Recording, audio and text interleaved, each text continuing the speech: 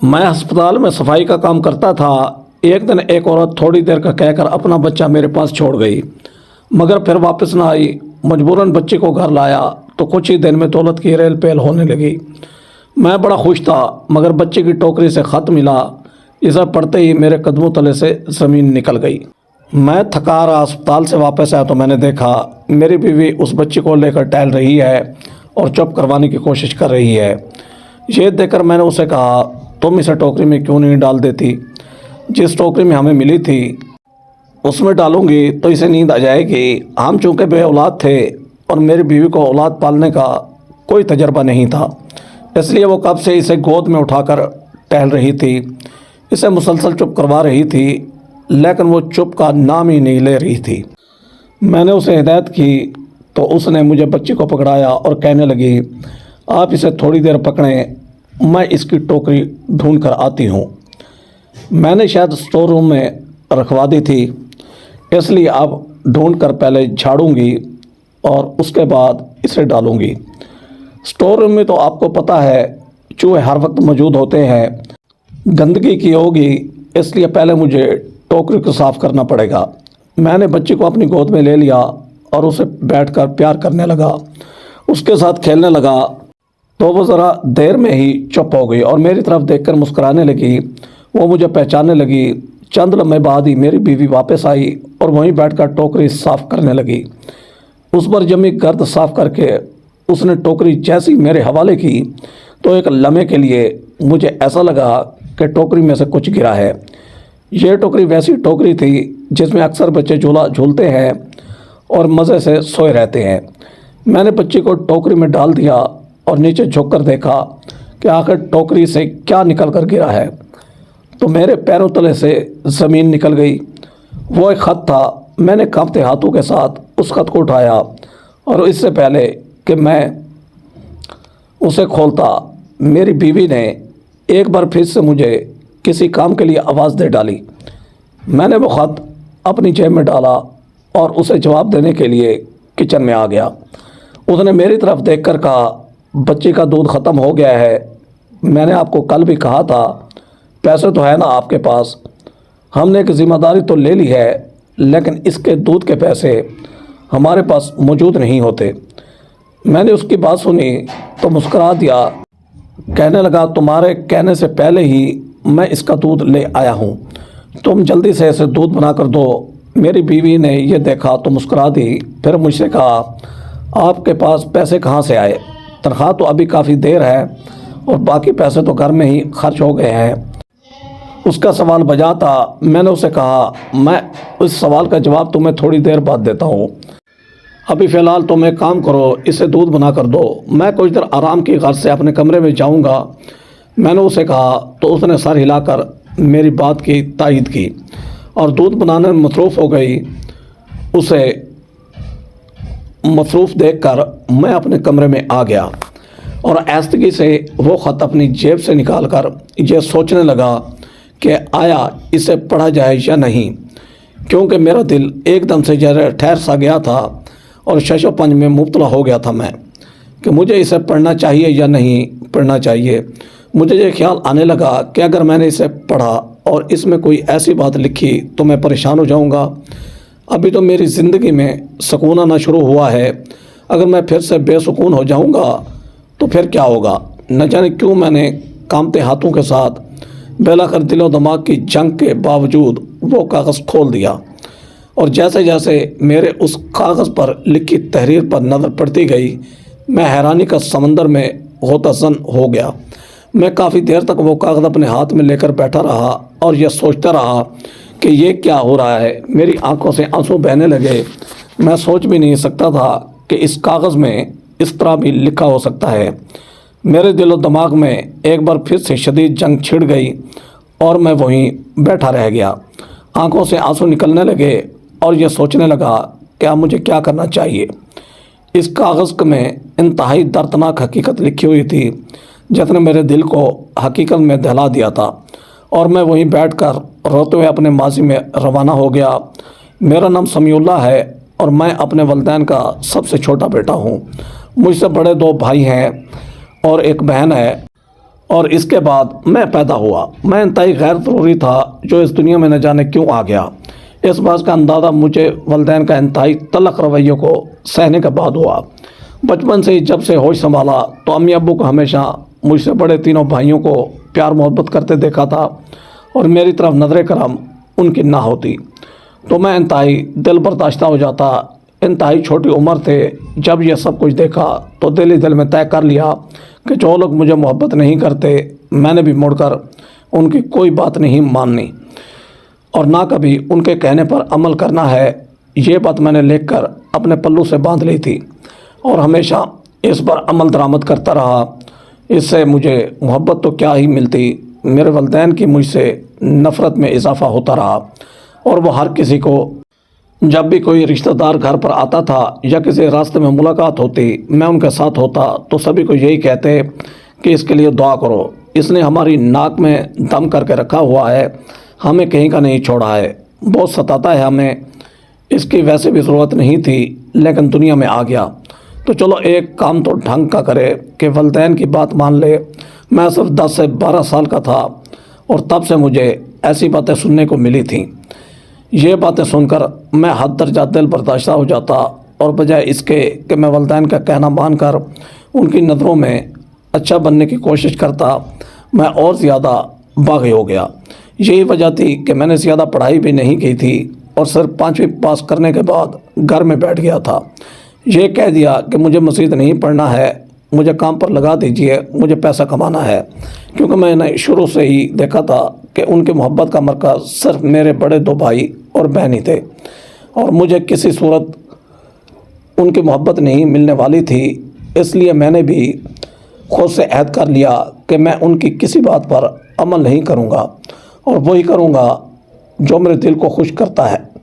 امی ابو نے مجھے ایک مکینک کے پاس لگا دیا، گھر کی جھڑکیوں، اس کے بعد مکینک استاد کی جھڑکیوں نے مجھے نیم پاگل سا کر دیا تھا، اور میں پہلے سے زیادہ شدت سے ہر وہ کام کرتا جو میرے والدین کو ناپسند ہوتا۔ میں ان کی اچھی کتاب سے تو نکل ہی گیا، وہ اب مجھے بددعائیں دیتے اور یہی کہتے کہ تو کہیں کا نہیں رہے گا، تو نے ہمیں ستا کر ایسا گناہ کیا ہے جس کی تجھے کوئی معافی نہیں ملے گی۔ میں اکیلے کمرے میں بیٹھ کر روتا اور یہ سوچتا کہ یہ لوگ میرے ساتھ ایسا سلوک کیوں کرتے ہیں۔ میں نے تو کبھی کسی کا غلط نہ چاہا اور اس دنیا میں لانے کا سبب بھی تو وہ لوگ ہی بنے تھے، اس قدر نفرت کا اظہار وہ لوگ مجھ سے کیوں کرتے ہیں۔ یہ سوچ سوچ کر میں ایک دم سے بالکل چپ ہو کر رہ گیا، نہ کسی سے بات کرتا، نہ ٹھیک سے کھانا کھاتا، بس صبح سویرے اٹھ کر مکینک کے پاس آ جاتا اور وہاں بیٹھ کر روتا رہتا۔ جلد امی کو احساس ہو گیا کہ سمیع اللہ کے ساتھ ہم نے بہت غلط کیا ہے، شاید اس کی یہ حالت ہماری وجہ سے ہی ہو گئی ہے، چنانچہ اب اس کی شادی کر دینی چاہیے تاکہ یہ بالکل ٹھیک ہو جائے۔ میں نے جب والدین کی یہ بات سنی تو خون کا آنسو رونے لگا کہ بجائے اس کے کہ وہ لوگ مجھے پیار محبت دیتے اور میری اس حالت کو سدھارنے میں میرا ساتھ دیتے، ان لوگوں نے کسی اور کو پھنسانے کا سوچ لیا تھا۔ میں نے بھی پھر خود سے ہی خود کا علاج کرنا شروع کیا اور خود ہی ایسے ماحول میں ایسے لوگوں کے ساتھ بیٹھنے لگا جس سے میرے ذہن پر اچھا اثر پڑتا ہو۔ جلدی ایک دوست کی مدد سے مجھے نوکری بھی مل گئی، کیونکہ میں نے ابھی پرانی مکینک والی نوکری چھوڑی دی تھی، وہ مجھے ویسے بھی کچھ ٹھیک ٹھاک پیسے نہ دیتے۔ میرے دوست کی مدد سے مجھے اپنی پڑھائی کے مطابق ہسپتال میں صفائی کرنے کی نوکری مل گئی اور میں وہاں دل و جان سے نوکری کرنے لگا۔ امی نے میرا رشتہ طے کر دیا تھا، مجھے ان سے کوئی غرض نہ تھی۔ میں نے سوچ لیا تھا کہ جیسے سلوک میرے والدین نے میرے ساتھ کیا ہے میں اپنی بیوی کے ساتھ ایسا سلوک نہیں کروں گا۔ میں اپنی نوکری دل و جان سے کرنے لگا اور یہ سوچ کر پہلے سے زیادہ اپنے آپ پر توجہ دینے لگا کہ جو انسان میرے ساتھ اپنی زندگی گزارنے کے لیے اپنے گھر کو چھوڑ کر آئے گا، اسے اگر میں اس طرح خراب ذہنی توازن کے ساتھ ملوں گا تو اس کی زندگی پر کیا اثر پڑے گا۔ چنانچہ میں نے اپنی پہلی تنخواہ سے اپنے علاج پر توجہ دی اور ڈاکٹر نے مجھے سمجھایا کہ جو چیز ہمیں تمہیں ملنے کی ہوتی اس کے پیچھے بھاگ کر ہم خوار ہی ہوتے ہیں۔ اگر تمہارے نصیب میں تمہارے ماں باپ کا پیار موجود ہی نہیں ہے جو تم کیوں اس کے پیچھے بھاگ کر اپنے آپ کو خوار کر رہے ہو۔ اور اپنی زندگی ختم کر رہے ہو۔ ان کی بات سن کر مجھے رونا آ گیا، اور تب سے میں نے عہد کر لیا کہ اب میں اپنے لیے جیوں گا اور اپنی اولاد اور اپنی بیوی کے لیے جیوں گا، کہ جو لوگ میرے نہیں ہو سکے میں ان کا کیوں سوچوں اور ان کی بات کو کیوں دل سے لگاؤں۔ گھر میں بھی میری کوئی اہمیت ویسے بھی نہ ہونے کے برابر تھی۔ بہن کی شادی ہوئی تو تمام خرچہ بڑے بھائیوں نے کیا تھا۔ میں چونکہ غریب تھا، معمولی سے صفائی کی نوکری کرتا تھا اور اپنی تنخواہ میں اپنا گزارا کرتا تھا، اس لیے میری اہمیت ان کی نظر میں بالکل ختم ہو کر رہ گئی، اور میرے والدین نے یہ اعلان کر دیا کہ اب ہم تمہاری شادی کر دیں گے اور تمہیں کرائے کا گھر لے کر دیں گے، تمہیں اپنے سارے اخراجات خود اٹھانے ہیں۔ میں نے یہ کڑوا گھونٹ بھی پی لیا اور میں نے حامی بھر لی۔ خاموشی سے میرا نکاح کر دیا گیا۔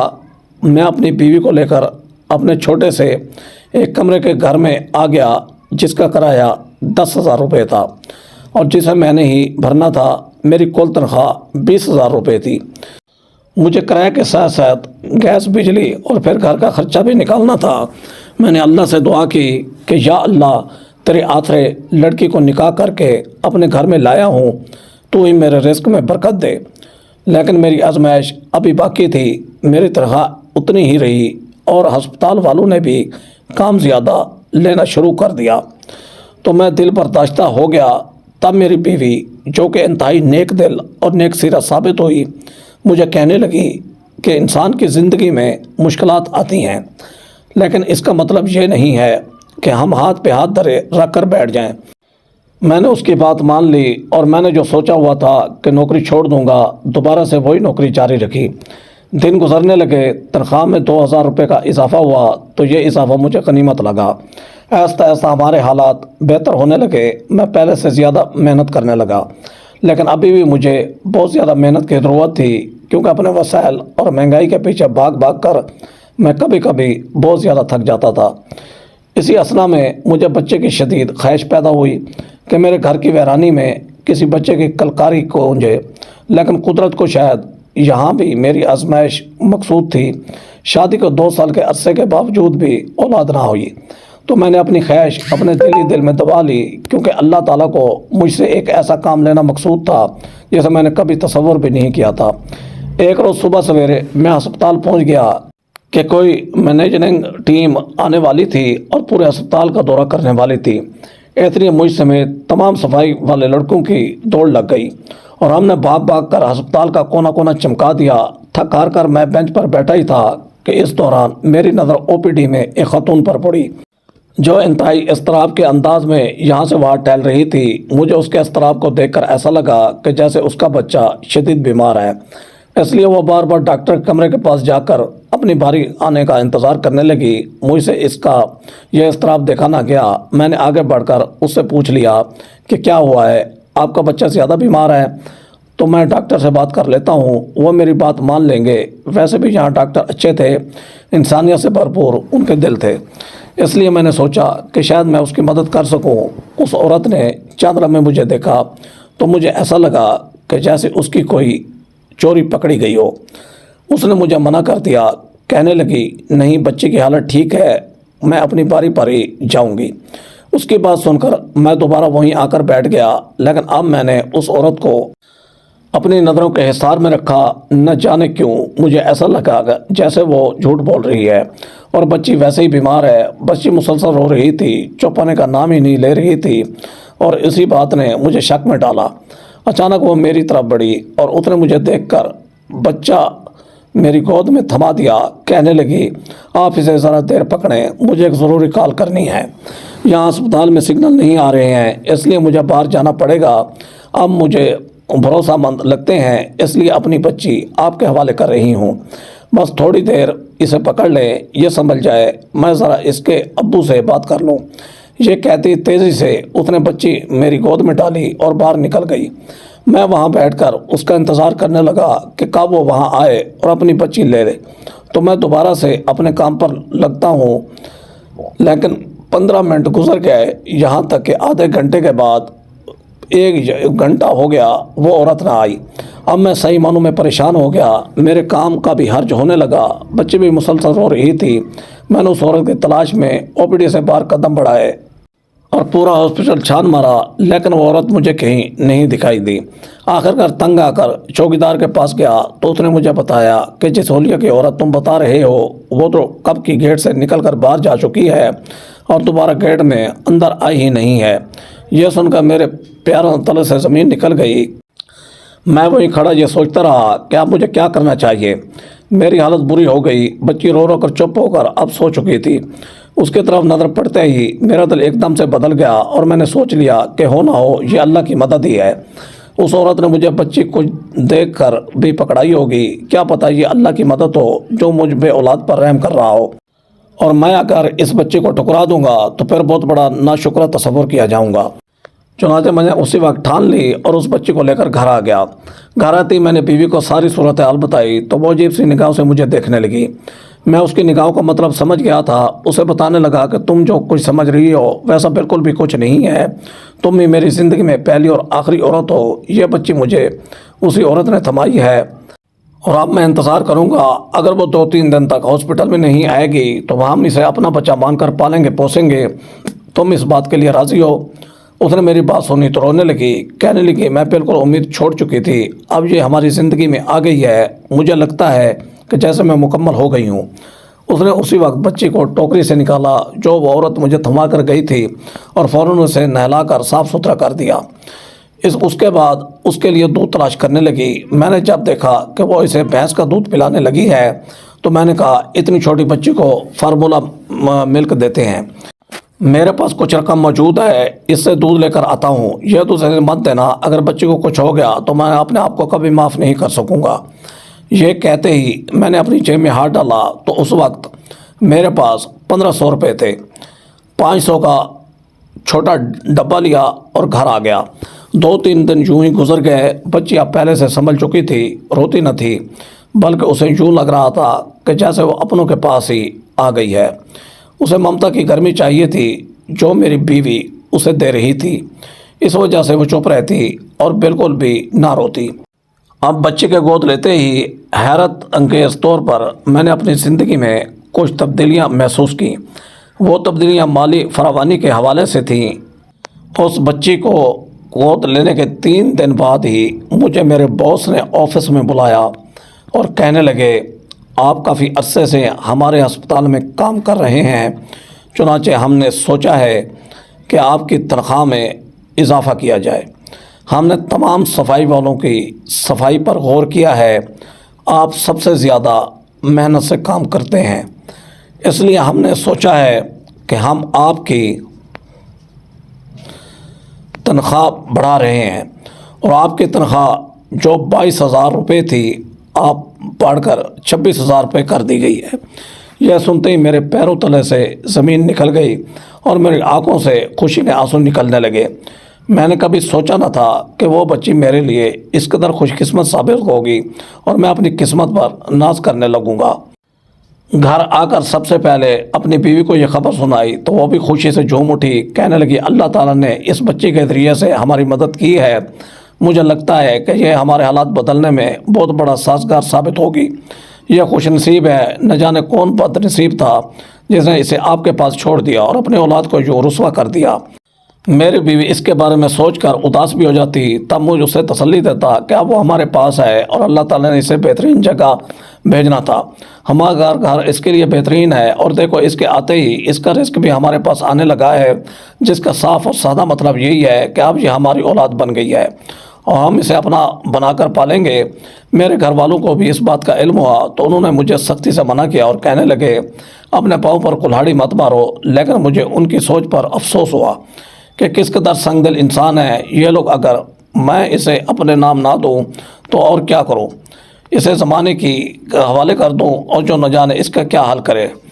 اس لیے میں نے اپنے گھر والوں کی طرف سے اپنے کان لپیٹ لیے اور چپ چاپ کر کے ان کی سنتا رہا، عمل بالکل بھی نہ کیا، کیونکہ اب اس بچی کو میں اپنی بیٹی مان چکا تھا اور اس سے جدائی کا سوچ بھی نہیں سکتا تھا۔ اسی دوران مجھے ایک پرانا دوست ملا اور اس نے مجھے کہا کہ میں دیکھ رہا ہوں تم کافی عرصے سے ہسپتال میں صفائی کا کام کر رہے ہو، میرے پاس تمہارے لیے ایک نوکری ہے، لیکن مسئلہ یہ ہے کہ وہ نوکری 3 مہینے بعد تمہارے نصیب میں لکھی ہوئی ہے، تم انتظار کر سکتے ہو تو میں تمہارا نام وہاں بھیج دوں۔ میں نے اسے تنخواہ پوچھی تو اس نے مجھے جو رقم بتائی اسے سن کر میرے ہوش اڑ گئے۔ 40,000 روپے تنخواہ کے ساتھ تمام مراحت بھی موجود تھیں۔ میں نے فوراً اسے اپنا نام دینے کا کہا۔ اس نے مجھے کہا کہ تم اپنی پرانی نوکری مت چھوڑنا، اگر تمہاری قسمت ہوگی تو تمہیں ضرور 3 مہینے بعد اس نوکری پر بلایا جائے گا۔ میں نے حامی بھر لی اور 3 مہینے بعد کا انتظار کرنے لگا۔ اسی دوران وہ بچی بھی بڑی ہو گئی۔ جب وہ مجھے ملی تو تقریباً 3 مہینے کی تھی اور اب وہ 7-8 مہینے کی ہو کر بالکل صحت مند گوتھنی پیاری سی بچی لگنے لگی تھی۔ میں نے اس کا نام سفینہ رکھا۔ ہمارے حالات بدلنے لگے، تنخواہ بڑھی تو ہم نے اپنے اخراجات جو محدود کر رکھے تھے اس میں سے بھی بچت کی تھی۔ اسی بچت میں سے ایک بہتر جگہ پر گھر کرائے پر لے لیا۔ پہلے جو 1 کمرے کا گھر تھا 2 کمروں میں شفٹ ہو گئے۔ یہ کسی معجزے سے کم نہ تھا اور اللہ تعالیٰ کی مہربانی بھی اچھی خاصی ہو گئی۔ پیسوں میں برکت ہو گئی، اپنے بچے کو اچھا کھلا پلا رہے تھے اور ہمیں کیا چاہیے تھا۔ میرے گھر والوں نے جب یہ دیکھا تو کہنے لگے تم تو ایسے خوش ہو رہے ہو جیسے کوئی لاٹری تمہارے ہاتھ لگ گئی ہے۔ میں نے انہیں کہا کہ یہ میرے لیے لاٹری ہے، بس آپ لوگ نہیں سمجھیں گے۔ دن گزرنے لگے۔ ایک دن جب گھر واپس آیا تو وہ کافی رو رہی تھی۔ میں نے اپنی بیوی سے کہا اس کی وہی ٹوکری لاؤ نا جس میں یہ ہمیں ملی تھی، اس میں اسے جھولا دو تو یہ سو جائے گی۔ اس کی طبیعت ٹھیک نہیں تھی اور میری بیوی کو بھی کوئی زیادہ تجربہ نہیں تھا بچے سنبھالنے کا، اس لیے وہ ٹوکری لائی اور اس نے ٹوکری صاف کی تو کسی ٹوکری میں سے کاغذ گرا۔ میں نے نظر بجا کر وہ کاغذ اٹھا لیا اور بچی کو بیوی کے حوالے کر کے وہ کاغذ لے کر اپنے کمرے میں گیا۔ جیسے ہی وہ کاغذ کھولا تو پیروں تلے سے زمین نکل گئی میری۔ اس میں ایک تحریر لکھی تھی جو کہ ایک خط تھا۔ اس میں صاف اور واضح طور پر لکھا تھا کہ میں نے بچی تمہارے حوالے اس لیے کی ہے کیونکہ مجھے لگتا ہے تم اس کے سب سے زیادہ حقدار ہو۔ حقیقت تو یہ ہے کہ اس بچی کا باپ اسے مارنے پر تلا ہوا تھا۔ یہ میری 5ویں بچی ہے اور میں اس کی زندگی چاہتی ہوں۔ یہ ایک مجبور ماں ہے جو اسے تمہارے حوالے کر کے جا رہی ہوں۔ اسے ہمیشہ خوش رکھنا اور اسے کسی اور کے حوالے نہ کرنا۔ ممکن ہو تو میں وقتاً فوقتاً آ کر تم سے اس کی خیریت یافت کیا کروں گی۔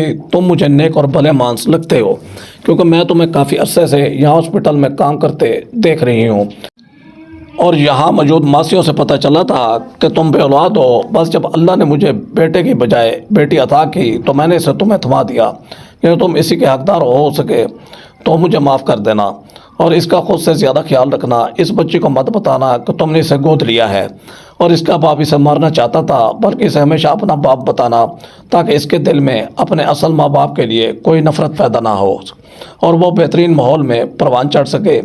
میری یہ بچی قسمت کی بہت دھنی ہے۔ اس کے پیدا ہوتے ہی اس کے باپ کے پاس بہت پیسہ آیا، لیکن اس کے باپ نے اس کی قدر نہ کی اور ہر وقت اسے مارنے کی پلاننگ کرتا رہتا تھا کیونکہ اس بچی نے اس کی اولاد نرینہ کے خواب پر پانی پھیر دیا ہے۔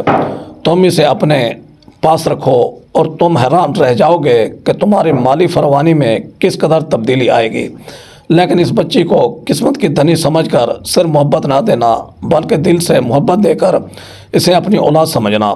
تم دیکھنا تمہارے دن پھر جائیں گے۔ اور میں بیٹھ کر روتا رہا۔ میں نے تو اسے اپنی بیٹی سمجھ کر محبت دی تھی، کبھی بھی اسے قسمت کی دھنی سمجھ کر اپنے پاس نہ رکھا تھا اور میرے اسی احسان اور درد مند رویے کی بنا پر اللہ تعالیٰ نے میرے رزق میں بے پناہ فراوانی عطا کی تھی۔ میرے دونوں بھائیوں کو کاروبار میں سخت نقصان ہوا اور وہ لوگ سڑک پر آ گئے۔ ایسے میں وہ لوگ مجھ سے مدد مانگنے آئے کیونکہ میری نوکری لگ چکی تھی اور انہوں نے نوکری میں تنخواہ 50,000 کے ساتھ ساتھ ایک گھر بھی مجھے عنایت کیا تھا جو میرے نام ہو گیا تھا۔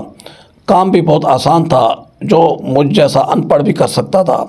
بھائیوں نے جب یہ دیکھا تو مجھ سے مدد مانگنے کے لیے آئے۔ میں نے ان کی بھی کھلے دل سے مدد کی۔ دن گزرتے گئے، میں ترقی کرتا گیا، ساتھ ساتھ میں نے پڑھائی بھی شروع کر دی کہ خود کی ذات کے ساتھ جو دشمنی تھی وہ میں نے دوستی میں بدل دی اور پڑھائی کر کے کسی کمپنی میں ایک اعلیٰ عہدے پر لگ گیا۔ اس موقع پر میری بیوی نے میرا بہت ساتھ دیا۔ بچے بھی اب میری 4 سال کی ہو چکی تھی اور ان 4 سالوں میں میرے پاس دولت کی ریل پیل ہو گئی۔ تمام لوگ مجھ سے مدد مانگتے اور میں ان کی مدد کرتا کیونکہ میں اپنے اندر غرور اور تکبر پیدا نہیں کرنا چاہتا تھا۔ امی ابو کو بھی میں نے معاف کر دیا کہ وہ بھی انسان تھے اور انسان تو خطا کا پتلا ہی ہے۔ پھر زندگی میں ایک بار اس عورت سے ملاقات ہو گئی، اسی ہسپتال میں میرا انتظار کر رہی تھی۔ اسے لگا تھا کہ میں آج بھی اسی ہسپتال میں اسے ملوں گا، اور اتفاق سے میں اپنی بیٹی کی دوائی کے لیے ہسپتال میں آیا تھا۔ وہاں مجھے یہ عورت مل گئی، اس نے مجھے پہچان لیا، لیکن میری بدلتی حالت کو دیکھ کر رونے لگی۔ کہنے لگی میں نے کہا تھا نا کہ یہ قسمت کی دھنی ہے، دیکھو تمہاری قسمت بدل کر رکھ دی نا۔ میں نے اس عورت کی طرف دیکھ کر کہا یہ قسم کی دھنی ہوگی تو ضرور ہوگی، لیکن اللہ تعالیٰ نے اسے میرے حوالے کیا تو حالات بھی بہترین کر دیے تاکہ میں اس کی بہترین پرورش کر سکوں، اور اب سب کچھ آپ کے سامنے ہے۔ اس نے اس بچی کو پیار کیا اور کافی دیر تک اپنے سینے سے لگا کر رکھا۔ میری بیوی یہ دیکھ کر رو پڑی اور کہنے لگی آپ جب چاہیں اسے دیکھنے آ سکتی ہیں، البتہ آپ اسے سچ مت بتائیے گا، ہم کہہ دیں گے کہ یہ آپ کی پھپھو ہیں۔ وہ عورت بے پناہ خوش ہو گئی اور خوش ہو کر میری بیوی کو دعائیں دینے لگی، کہنے لگی اس کے باپ کے پاس سے سب کچھ ختم ہو گیا ہے، میں نے اس کے باپ سے طلاق لے لی اور اب میں اپنے بچیوں کو خود پال رہی ہوں۔ کاش وہ سمجھتا اور ایسا نہ کرتا تو آج ہم بھی خوشحال ہوتے، لیکن اس نے نعمت کی ناقدری کی، اور دیکھو قدر کرنے والوں کو ماشاءاللہ اللہ تعالیٰ نے کتنا زیادہ نواز دیا ہے۔ وہ نم آنکھوں سے رخصت ہو گئی اور میں سجدے میں گر گیا کہ اللہ تعالیٰ نے میری بیٹی کی بدولت میرے حالات بدل دیے، اور میں سرخرو ہو گیا۔ یہ ثابت کر دیا کہ میں بھی اپنے اندر صلاحیتیں رکھتا ہوں، اور اپنے ناقدروں کا ہمیشہ کے لیے منہ بند کر دیا۔ دوستو کمنٹ باکس میں اپنی رائے کا ضرور اظہار کیجیے گا کہ یہ سٹوری آپ کو کیسی لگی۔ ایسی سبق میں سٹوری دیکھنے کے لیے ویڈیو کو لائک کریں، ہمارے چینل شوکت وائس کو سبسکرائب کر کے بیل آئیکن کو دبا کر آل پر کلک کر دیں تاکہ آپ کو ہر آنے والی نیو ویڈیو کا نوٹیفیکیشن سب سے پہلے ملے۔ تھینکس فار واچنگ، اللہ حافظ۔